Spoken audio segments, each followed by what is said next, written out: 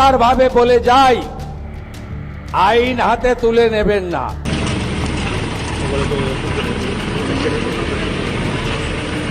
যারা হামলা করেছে তাদের সম্পত্তি বাজেয়াপ্ত করে সেই সম্পত্তিকে নিলামে চড়ানোর কাজও আপনাদের ডবল ইঞ্জিন সরকার করবে।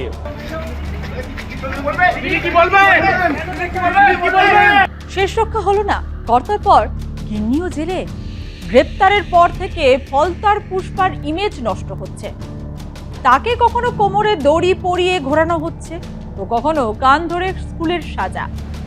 রাজ্যপাট তো গেছে, কিন্তু এইভাবে স্বামীর অপমান মানতে পারেননি স্ত্রী, একেবারে যোগ্য সহধর্মিণী। তাই পুলিশের হাত থেকে স্বামীকে ছাড়াতে ফোন দিয়ে এঁটেছিলেন। রাতের অন্ধকারে পুষ্পার বাহিনীর সঙ্গে গোপন বৈঠকও করেন জাহাঙ্গীরের স্ত্রী রেজিনা বিবি। পরিকল্পনা মতো হামলাও চালান, কিন্তু সব পরিকল্পনা মাঠে মারা গেল।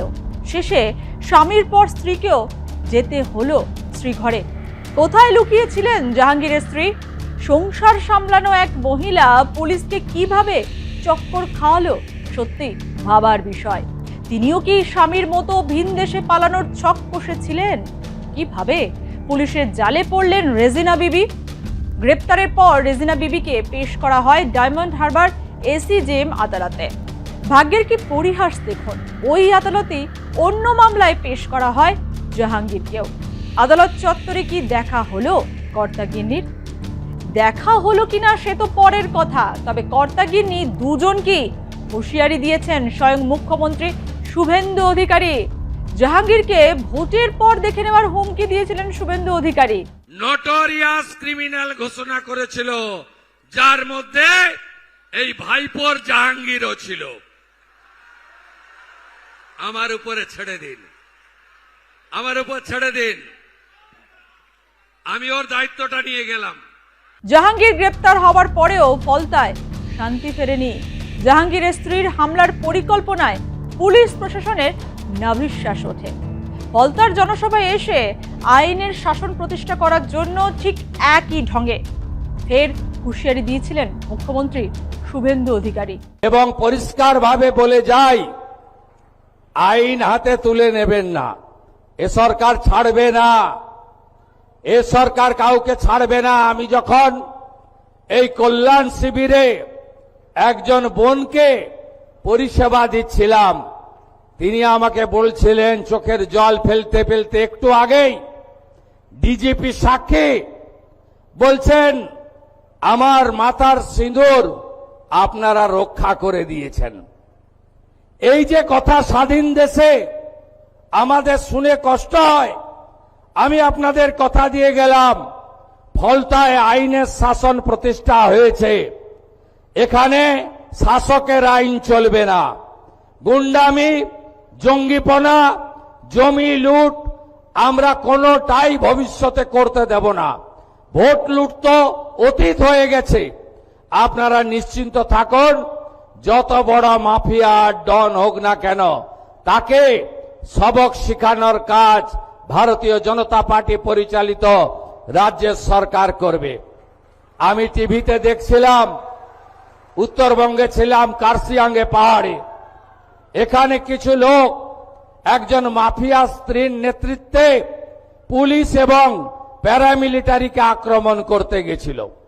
আমি এখানে এসপি সাহেব আছেন, আমি বলে গেলাম, ভিডিওতে যতগুলোকে ছবিতে দেখা গেছে কেউ যেন বাড়িতে না থাকে। তাদেরকে আইনের আওতায় আনতে হবে এবং ভারতীয় ন্যায় সংহিতার অন্তর্গত রাষ্ট্রবিরোধী কার্যকলাপের যে ধারা আছে, আমি পুলিশ মন্ত্রী হিসেবে আপনাকে নির্দেশ দিচ্ছি, সেই ধারাতে এমন শিক্ষা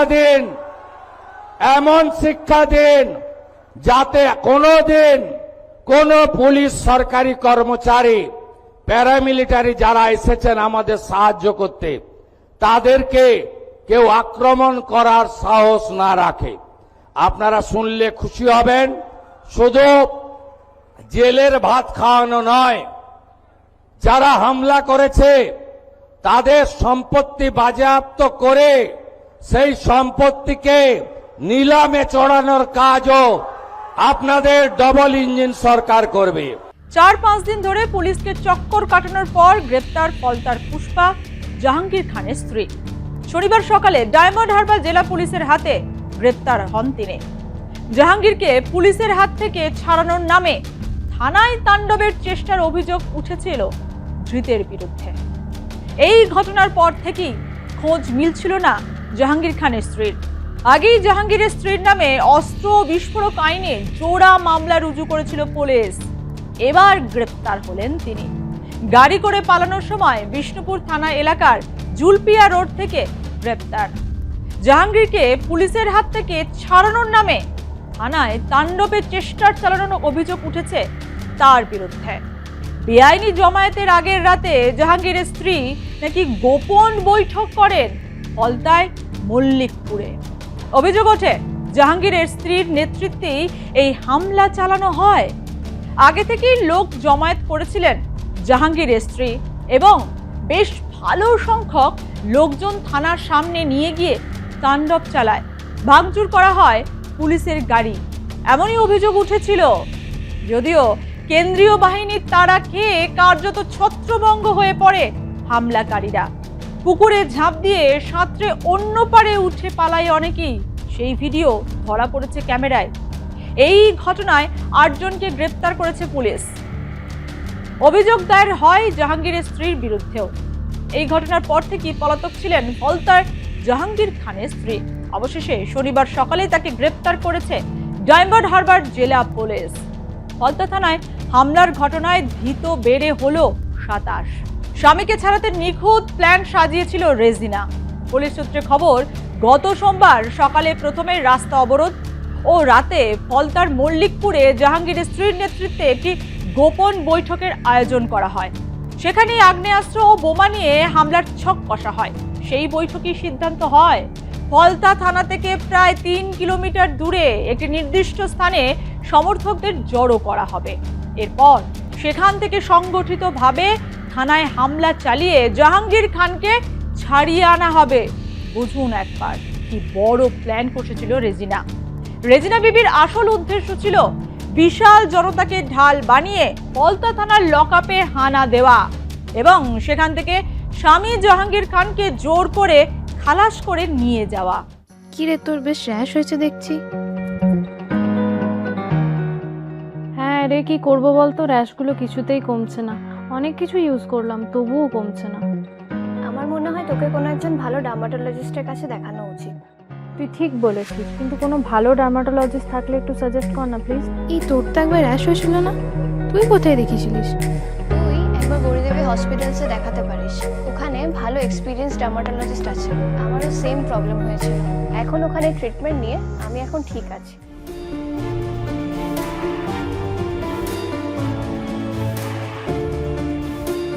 গৌরী দেবী হসপিটাল, রাজবাঁধ, দুর্গাপুর। যোগাযোগ 8001003333, 8001113333।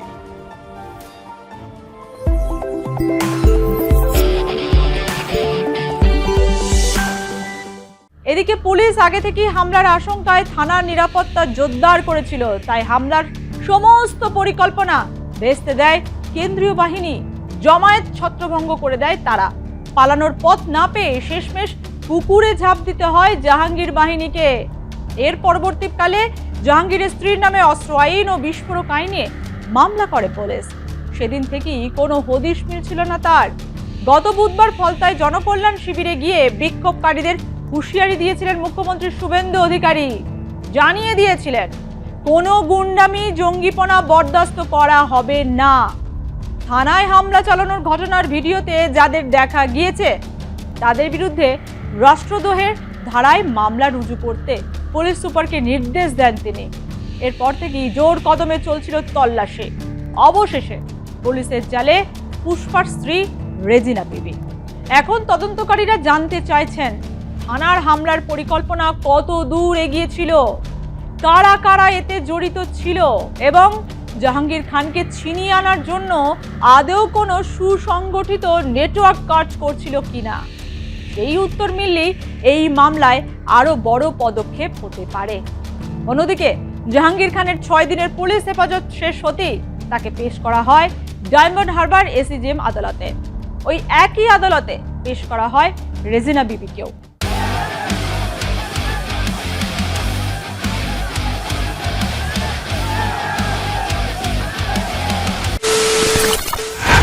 খবরের নামে প্রতিদিন সন্ধে আপনার ড্রয়িং রুমে কি শুধুই চিৎকার চেঁচামেচি খেয়ে আসে?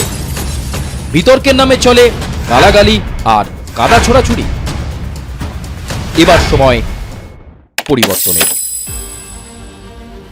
কারণ আমরা কান ফাটানো চিৎকারে বিশ্বাস করি না। আমরা বিশ্বাস করি খবরের সত্যতায়।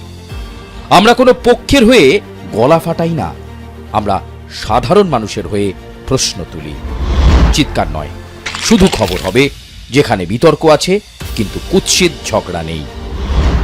সঠিক তথ্য, বিশ্বস্ত খবর। নজর রাখুন আর প্লাস নিউজে।